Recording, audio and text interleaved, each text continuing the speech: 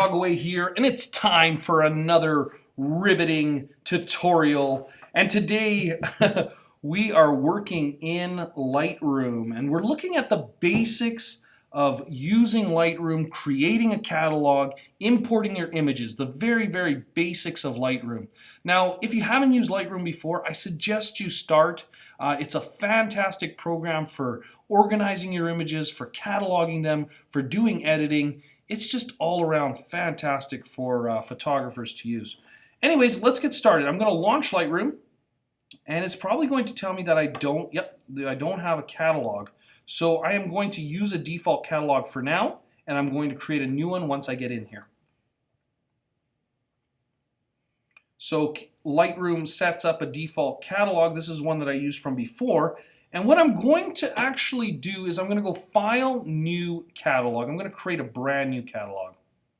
And what I like to do is create my catalog on my desktop. So I'm going to call it J Rogowy Photos. Now, by default, Lightroom will create a catalog in your users folder, user pictures folder on a Mac, which can be a little bit of a pain to go into if you're looking for your photos. I find that if it's on my desktop, I can get to it quickly, I know where it is, it's all in one location. Personal preference, but I prefer to do it on my desktop. I'm going to create it. So you'll notice that Lightroom's creating its catalog, and it's made a folder on my desktop. And it's going to come right back in, and it says no photos are selected.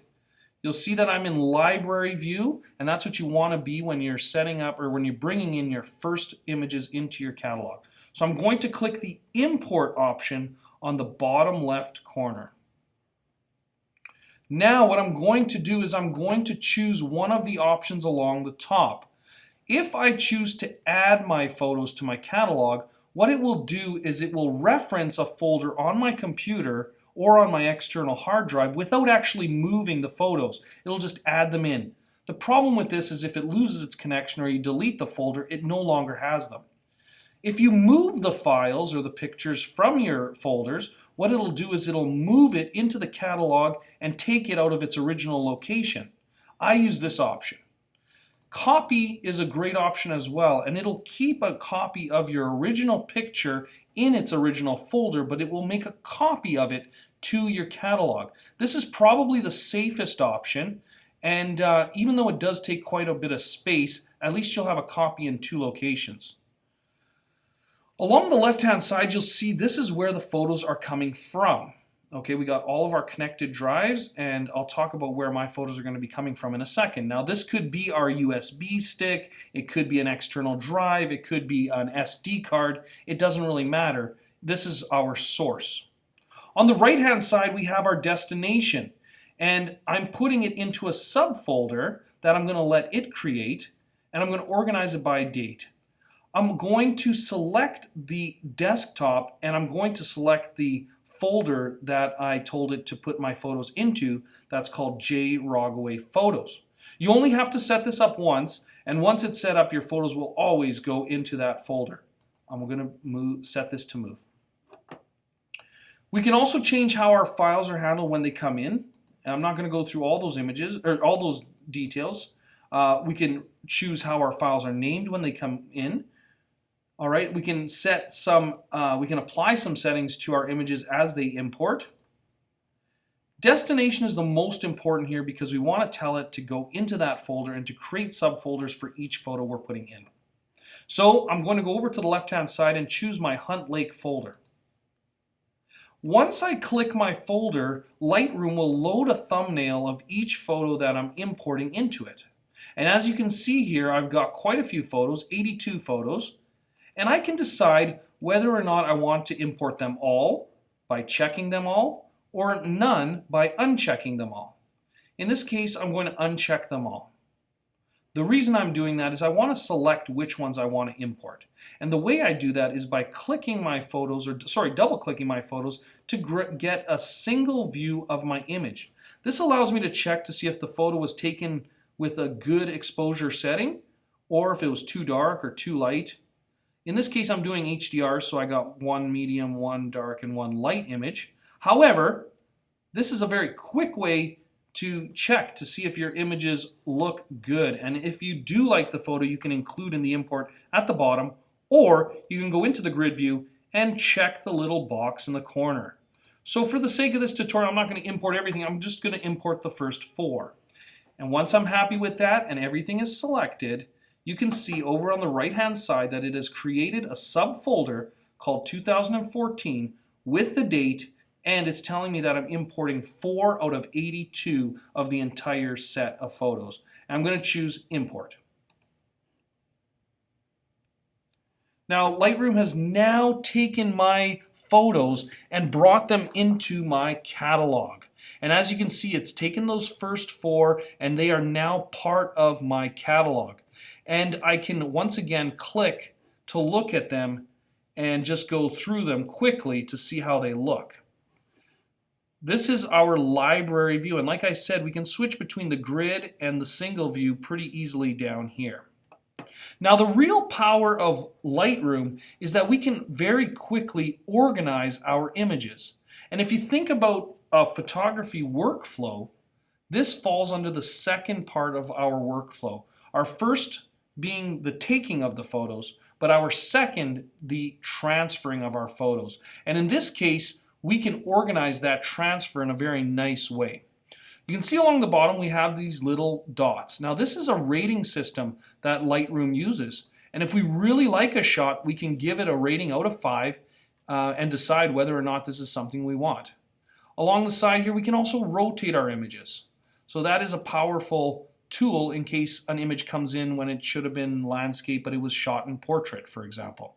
We can also tag our images with different colors, so I can call this a red tag. Again, this is all different systems of organization. Now when I double click the image, you'll see that I have applied the star rating at the bottom, and I can change it at any time. I also have these 2 flags on the side. One of them is called reject, which means that the image is not good, meaning it was out of focus or the subject was blurry or whatever. And the other one is pick. So we can reject our photos that didn't turn out, and we can pick photos that did turn out well. And that is another powerful tool that we can quickly delete the rejects right away. So going back to the grid view on the left-hand side, I am now looking at the 4 images that have come in. And like I said, if everything has worked out well, my images are now going to be inside my catalog folder. Now, one other great little thing in the original import here is that we can very quickly develop our shots or edit our shots with simple editing tools. That's why it's called Quick Develop. We're going to talk about the actual develop part of the program in a later tutorial. However, it's nice to see our histogram, and it's nice to be able to develop our photos very quickly here, although I don't use this a lot. I prefer to develop with the actual develop tab. Down at the bottom we got keywords. Now keywords is a very powerful addition to Lightroom that does take a little bit of time, but what we can do is we can explain with keywords what is going on in this shot. So I'm going to double click it to see the whole picture. So I'm going to write Hunt Lake, that's where it was taken, forest, roots, white shell, anything that applies to this particular image. When I click off of that, you'll notice that the keywords are added to our keyword set. As we add more and more photos into Lightroom, our keyword set is going to grow and grow. Let's say 2 years down the road, I want to see all the shots I've taken at Hunt Lake. All I have to do is type in the keywords Hunt Lake, and every shot I've taken at Hunt Lake will show up. This is a really powerful organizing tool that Lightroom has included in it. We can look at our keyword list and see which words are being used in this particular photo, and we can add more if we choose to. We can also look at our metadata and see all the settings of our photo. We can add titles and captions, copyrights, creator, location, like I said, label. We can change some of our metadata in here. We can even add GPS information if we want to show where it was taken. We can also add comments, although they're not supported in this particular view. This is powerful if you decide you want to make some edits or whatever. You can leave yourself comments that you can read later. As you can tell, Lightroom is a very powerful program that allows you to organize your images very quickly and easily.